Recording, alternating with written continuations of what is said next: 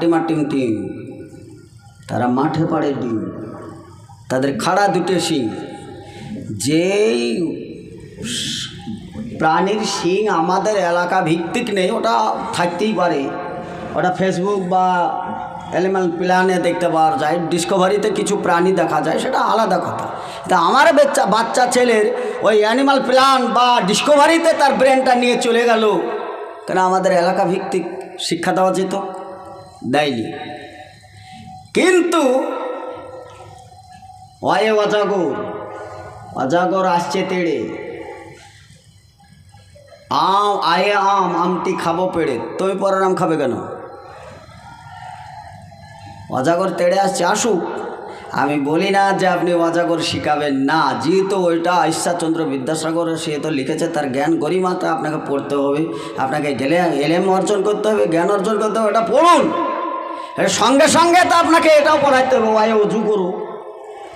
তাহলে বুঝতে হবে যে না, ওয়াই অজাগর যখন শিখেছি তাহলে অজু করো। অজু করার মধ্যে তো তাৎপর্য আছে, অনেক তো তাৎপর্য আছে। অজু করলে হাত ধুতে হয়, মুখ ধুতে হয়, পরিষ্কার হতে হয়, দাঁত মাজতে হয়, নাক মুখ সবই ধুতে হয়। আরে কিছু যদি না হয় তো একটা পরিষ্কার পরিচ্ছন্ন হওয়ার তো একটা সুযোগ পেল।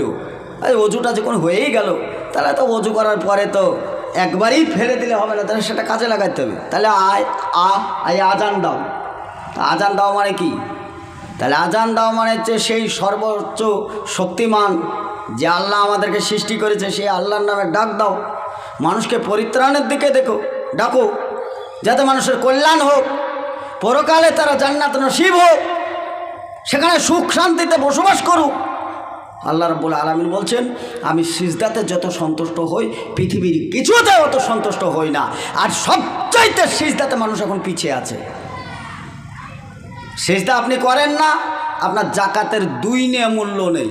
আপনি সিজদা করেননি, আপনার সর্ষা পরিমাণ আপনার সিয়ামে লাভ নেই। আপনি সিজদা করেননি, আপনার হজ করে 2 নের দাম হয়নি, টাকা পয়সা খরচ করাই হয়েছে। তাহলে ওই অজু করার পরে আজান দাও। হসাইতে ঈগল পাখি না, হসাইতে ইঁদুর আছে, হসাইতে ইঁদুর, দীর্ঘতে ঈগল, হসাইতে ইঁদুর। রাসূল সাল্লাল্লাহু আলাইহি সাল্লাম বলেছেন, মসজিদে তোমরা কাতারবন্দিভাবে নামাজ পড়তে ঢুকেছো, নামাজের অবস্থায় আছো, থাকো।